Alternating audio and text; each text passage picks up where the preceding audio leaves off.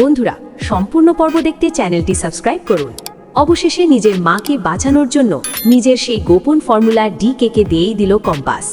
চোখে জল, মনে আগুন, কিন্তু সিদ্ধান্তে একটুও দোলাচল ছিল না। কারণ তার কাছে এখন প্রতিশোধ নয়, সবচেয়ে বড় ছিল মা অঞ্জনার জীবন। ডিকে ঠান্ডা হাসি হেসে ফাইলটা হাতে নিলেও কম্পাস বুঝে গিয়েছিল এই খেলাটা এত সহজে শেষ হবে না। সে জানত আজ যে আত্মসমর্পণ সে করল সেটাই হয়তো আগামী দিনের সবচেয়ে বড় বিস্ফোরণের শুরু। এর কিছুক্ষণ আগেই হঠাৎ কম্পাসের কাছে ফোন আসে তার বাবার, অভিজিৎ ভৌমিকের। কাপা গলায় অভিজিৎ বলে, তোর মা খুব অসুস্থ হয়ে পড়েছে, স্টেট জেনারেল হসপিটালে নিয়ে এসেছি। কথাটা শুনেই গাড়ি থেকে নেমে যায় কম্পাস। তার চোখে তখন একটাই ছবি, হাসপাতালের বেডে শুয়ে থাকা অঞ্জনা। তবে পাশে থাকা ঋতুজা তাকে সাবধান করে দেয়, ওই হসপিটালে কিন্তু ডিকে যাচ্ছে, সাবধান থাকিস, কোনোভাবেই যেন ডিকের খপ্পরে না পড়িস। আজ কলেজে কনভোকেশন, তাই ঋতুজা বাধ্য হয়ে কলেজের দিকে রওনা দেয়, কিন্তু তার মন পড়ে থাকে কম্পাসের কাছেই। অন্যদিকে ঘরে বসে আরাম করে চিকেন খাচ্ছিল মোনালিসা।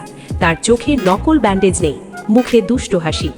মুক্তি পাশে বসে তাকে বোঝাতে থাকে বিহানকে পুরো নিজের কবজায় আনতে হবে। একটা মেয়ে যেমন করে একটা ছেলেকে ধরে রাখে ঠিক সেভাবেই। মোনালিসা বুঝে যায় ইঙ্গিতটা। সে জানে বিহানকে নিজের দিকে টানতে পারলেই কম্পাস একা হয়ে যাবে। ঠিক তখনই মাহি অরিন দরজায় নক করতেই তাড়াতাড়ি করে মুক্তি মোনালিসার চোখে নকল ব্যান্ডেজ পরিয়ে দেয়। মুহূর্তের মধ্যে আবার অসহায় অন্ধ মেয়ের চরিত্রে ঢুকে যায় মোনালিসা।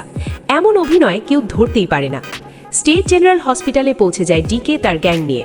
বাচ্চাদের চকলেট আর কেক বিলিয়ে সে যেন দয়ালু বিজ্ঞানীর মুখোশ পরে আছে। কলেজে তাকে আমন্ত্রণ জানানো হয়েছে একজন বিখ্যাত সায়েন্টিস্ট হিসেবে। কলেজে সেই সময় বিহান ঋতুজাকে জিজ্ঞেস করে, কম্পাস এলো না কেন? ডিকের স্পিচ ওর জন্য গুরুত্বপূর্ণ ছিল। ঋতুজা দৃঢ় গলায় বলে, ডিকে যেমন মানুষ, তার স্পিচ শোনার দরকার নেই। কম্পাস আসতে পারেনি, কিন্তু আমরা নজর রাখব। হাসপাতালে কম্পাস মায়ের পাশে বসে কাঁদতে থাকে। ডক্টর জানায় অঞ্জনা এখন স্থিতিশীল, কিছুক্ষণ পরেই বাড়ি নেওয়া যাবে। মেঘমালা চুপচাপ পরিস্থিতি বুঝে অভিজিৎকে নিয়ে সরে যায়, যাতে ডিকে তাদের দেখতে না পায়। কিন্তু ভাগ্যের পরিহাস, যখনই কম্পাস মাকে নিয়ে বেরোতে যাবে ঠিক তখনই সামনে এসে দাঁড়ায় ডিকে।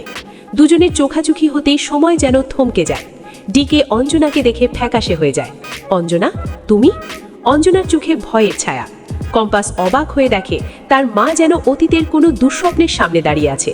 চারপাশে বন্দুক তাক করা গার্ডদের দেখে কম্পাস চিৎকার করে ওঠে, এটা হাসপাতাল, বন্দুক নামান। ডিকে হাত তুলে ইশারা করে বন্দুক নামাতে। মনে মনে ডিকে হিসেব কষতে থাকে, অঞ্জনা যদি এখানে, তবে কম্পাস কি তারই মেয়ে? সে তার অ্যাসিস্ট্যান্টকে আদেশ দেয়, কম্পাসের সব ডিটেলস চাই, একটাও বাদ যাবে না।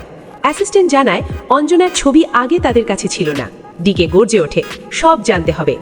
এদিকে কলেজে কনভোকেশনে ডিকে তার বক্তৃতায় নতুন এনার্জি ফর্মুলার কথা বলে, যা নাকি বিশ্বকে বদলে দেবে। কিন্তু জিৎ কম্পাসের অনুরোধে সব ফুটেজ গোপনে রেকর্ড করতে থাকে। বিহানও লক্ষ্য করে ডিকের কথায় কিছু অসঙ্গতি আছে। রাত নামতেই সত্যিটা সামনে আসে। ডিকে লোক পাঠায় কম্পাসের বাড়িতে। তারা অঞ্জনার চিকিৎসার জন্য প্রয়োজনীয় বিরল ওষুধের যোগান বন্ধ করে দেয়। ডিকে নিজে এসে প্রস্তাব দেয়, তোমার ফর্মুলা দাও, তোমার মা বাঁচবে। কম্পাস জানত এই ফর্মুলা শুধু বৈজ্ঞানিক আবিষ্কার নয়, তার বছরের পর বছর গবেষণার ফল। কিন্তু মায়ের শ্বাসকষ্ট বাড়তে দেখে সে সিদ্ধান্ত নেয় ফাইলটা ডিকের হাতে তুলে দেয়। ডিকে চলে গেলে ঋতুজা, বিহান আর জিৎ এসে কম্পাসকে ঘিরে ধরে।